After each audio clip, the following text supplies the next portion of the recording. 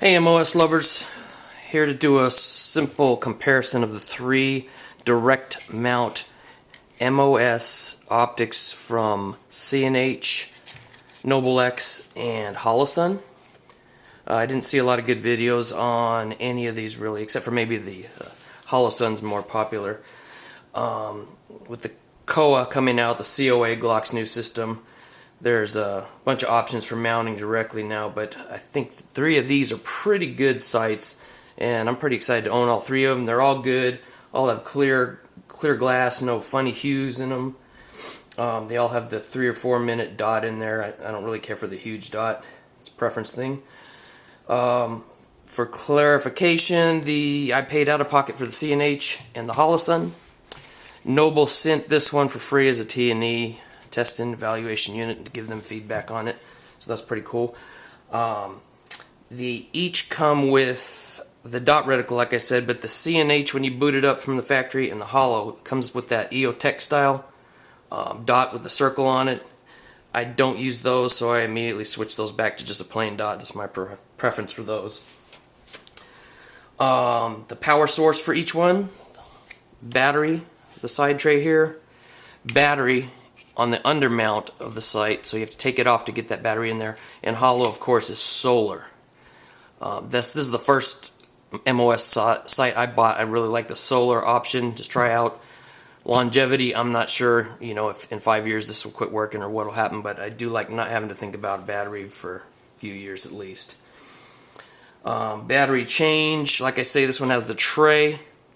You do need the specific tool to fit into that screw to loosen it up, and then when you get it loose, you have to pry it open with a very sharp little screwdriver tip that is on the tool. So if you're out at the range and you have to do a battery change, your battery craps out or whatever, it's kind of a pain. You do need to have the exact tools so you're not out there chewing up your sight with the wrong tool trying to get it changed out.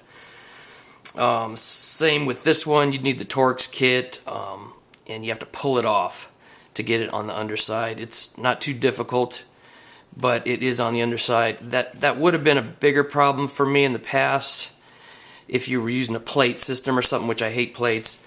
But in this case, if you had to take it off and throw it back on the gun, you can just co-witness your dot back down to the irons and pretty much be on. You might on point of impact. You might need to fine tune it from there. So I would not really have a big problem with the undermounted battery, but again, preference. Mounting these, they all mounted really well. The C&H is a thicker sight, so I had to use the screws that came with it. I actually reused the slide cover screws on the Nobel X and the Holosun because I frankly thought that they were probably stronger. They had a lot of good. They came with the Glock, so they're maybe not a cheaper screw. They had a lot of the Vibratite or thread locker on there. They mounted tight, nice, stiff, and sticky, so I don't see any of these coming loose. They all mounted really well. The shake awake. C&H has a shake awake that's very sensitive. I mean, if you bump this table, it would turn on. It's really good. I've had the shake awakes in the past where you kind of really have to give it a bump, so the shake awake works really well on the C&H.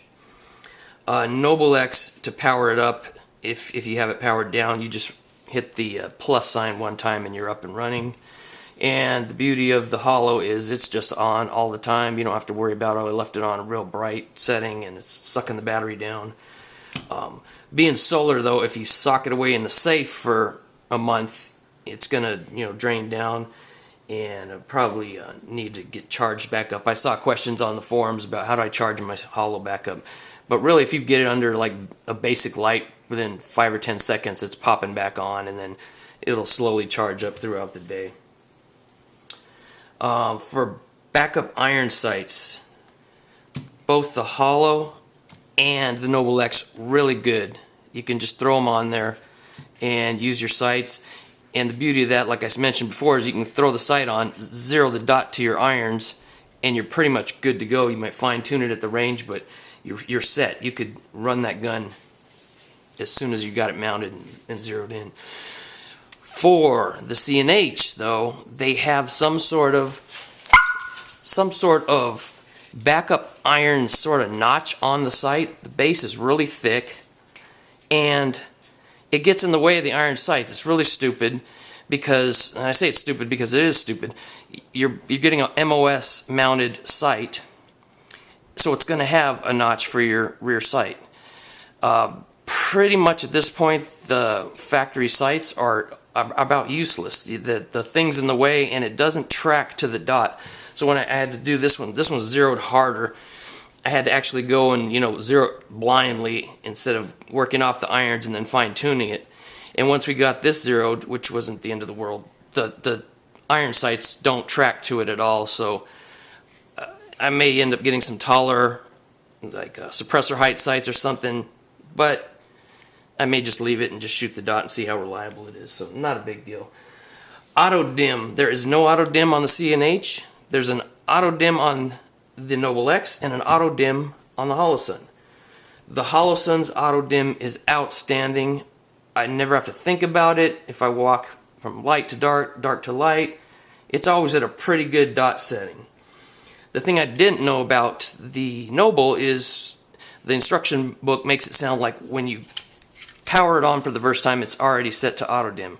Well, it's really just set to the last setting it was. So I was taking it in and out of the dark, and I'm like, this auto dim is not doing anything. But actually, what you have to do to switch that setting is hold the plus down for 3 seconds, and it jogs back and forth between auto dim and manual.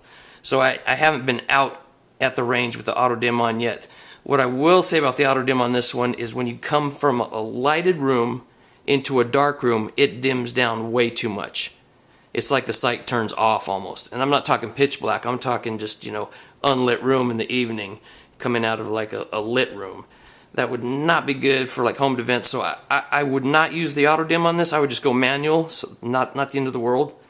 Auto dim on this one, much more better. Like I mentioned before, the longevity. I really tend to favor the Holosun because I don't need a tool support kit at all. If it goes down, the sight's just down. You're not going to change a battery. My concern is, what, in 4 years will this thing still be cranking? In 5 years? Or, once it's done, it's done. You have to replace it. But I do like the simplicity, and I don't have to pack a tool kit when I go out there. The last thing on these sights that I don't do very often, but some agencies train this way and some people train this way as well, slide racking. Using your sight here. On both the Holo and the Nobel, the glass is pretty close to the front of the shroud, so you start hitting your hand on it, you're going to start getting it smeared. I don't know if they would scratch or anything, but the glass is not super protected. However, on the C&H, it's got a beefier shroud on it, and the glass is set back a little bit more. So if you're belt racking or manually ripping on this thing real hard, the C&H is less likely to get smears or glass damage or any kind of marks on it. So overall, I like all three of these. They're all great sights. I wouldn't be upset about paying for any of them at their price point. I think this is $299, $250, and $350 for the Holo. So they're all right in that range. They're really good sights. I love them all. Don't have anything terrible to say about any of them. So hopefully that'll help you guys make your choice on which MOS sight you want. The direct mount is definitely much better. I wouldn't mount a red dot using a plate on any of these guns. So I was happy to find all three of these sights. Alright, take care.